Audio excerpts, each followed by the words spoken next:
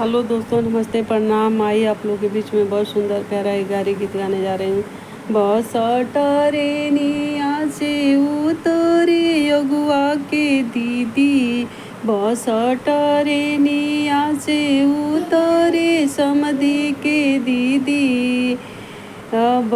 उतरेली भटिनी बजरिया हो लाला, उतरेली भटिनी बजरिया आहो लाला, बैठे के मांगे छिनरियाटी बोलो कुरुसी हो, बैठे के मांगे छिनरियाटी बोलो कुरुसी, पिए के गरम गरम चैया आहो लाला, पिए के गरम गरम चैया आहो लाला, खाए के मांगे छिनरिया पूरी मिठाई हो, खाए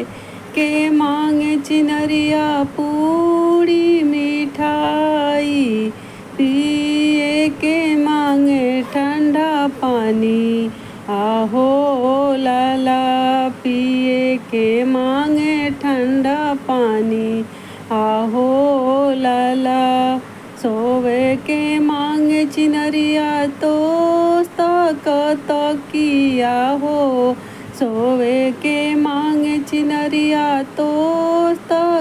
तकिया, ओढ़े के मांगे ली रजाई आहो लाला, ओढ़े के मांगे ली रजाई आहो लाला, बस टरेनिया से उतरीली दुल्हा के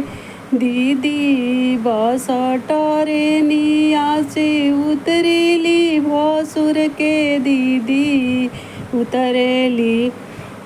सलेमपुर बजरिया हो लाला, उतरे सलेमपुर बजरिया आहो लाला।